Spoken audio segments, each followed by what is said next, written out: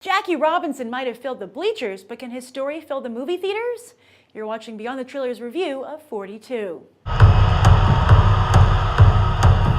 Jackie Robinson, a black man in white baseball. I want you to know I'm there for you. In my heart. Think about the abuse that he's gonna take. Your enemy will be out in force, but you cannot meet him on his own low ground. What you gonna do if one of these pictures throws through your head?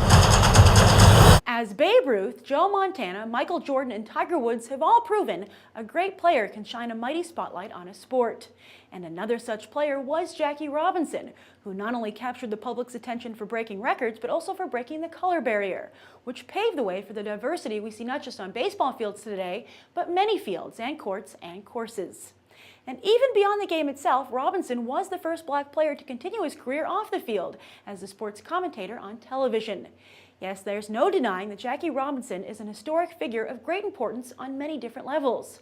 And odds are solid that screenwriter and sometimes director Brian Helgeland, who's previously written the films LA Confidential and Mystic River and directed Payback, A Knight's Tale, and The Order, will do a competent job telling his story. And word is that television actor Chadwick Boseman, even if he isn't a marquee name, does a great job playing him. Now, the real question is whether or not today's audience, living in a world where segregation and discrimination are also mostly a part of history, will have any interest in seeing this movie. The Express, which told the story of the first black football player to win the Heisman Trophy, box office flop. Ali, the story of one of the most prominent black boxers, hell, any boxer of all time, Muhammad Ali, box office flop. And forget race, even films about the history of sports like Leatherheads and Cinderella Man were also box office flops. Then there's Harrison Ford, who's having little luck at the box office these days himself, particularly when he's not starring in a big action movie. But the last obstacle is perhaps the most ironic and unfortunate. Despite Jackie Robinson's legacy, there are few black players in baseball today, as pointed out in a recent article in Time magazine. In fact, it's at one of its lowest points. Just 8% of last season's opening day rosters were black. And as the article also pointed out, that's led to fewer black baseball fans. So, who's going to see 42? Maybe we all should, to remember that back in 1947, Jackie Robinson had to fight to be the only black player. So as you might have seen recently, 42 was nominated for a Golden Trailer Award because it has a very cool trailer. It has a lot of cool, quick cuts to it. It has a Jay-Z song. Very well done. I think it totally deserves that nomination. However, the film isn't anything like that trailer, which isn't a bad thing. Just don't expect that kind of outside-the-box thinking, because Brian Helgeland here has made a very old-fashioned biography, and he's done a very good job at it. This is like the very good quality studio biographies that used to come out like in the 40s and the 50s. And it has those kind of visual qualities, at least with the cinematography. Very rich, very beautiful. It's a very pretty movie. That said, though, when I did review the trailer, I said that despite the way the trailer was cut, I worried somewhat that this would be a little bit like a television movie. And I have to say that Brian Helgeland's choice of shots, I think, don't really rise above a television movie. But what pushes 42 into feature film territory is his script, Brian Helgeland's script. He's a very talented screenwriter, but also the performances.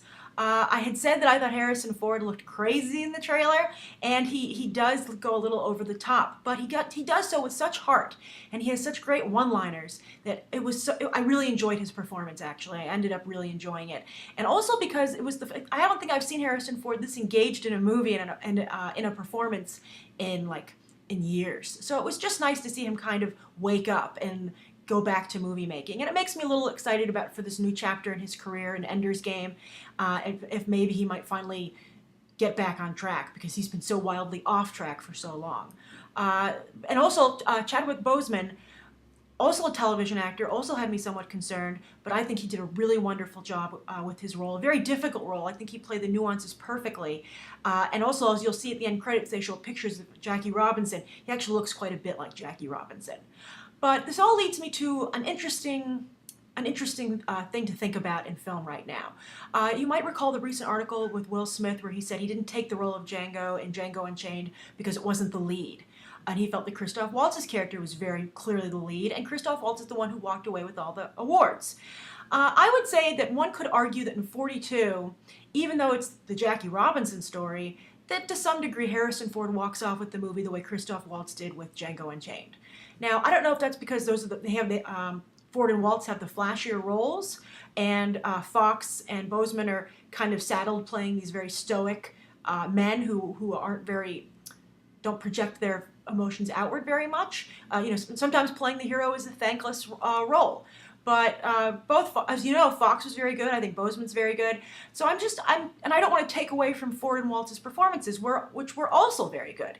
So here's hoping that in the future, Hollywood figures out how to balance this out a little better so that people don't feel this way. But I have to say, I think that 42, while, it's not, you're not going to have those great cinematic shots that you're going to find like in clip reels when you know what I'm talking about, like when they have those wonderful shots from like The Godfather or Hitchcock films or Spielberg films where it is visually breathtaking. But this is just a really good movie, and I think in terms of baseball films, it's up there with Field of Dreams and A League of Their Own, and I really think it's worth seeing in theaters on the biggest screen you can find. And you know what? And the last thing I'll say is it's a great movie for people who are dreamers, but who are dreamers and doers, who want to achieve the seemingly impossible. And it's very inspirational to everybody, I think. I think 42, a really good film. The cliche, it knocks it out of the park. So I recommend it. If you've seen 42, be sure to share your thoughts down below. And as always, thank you for coming to be on the trailer for reviews like this, movie news, trailers, trailer reviews, and I hope you'll consider subscribing. Thanks for watching.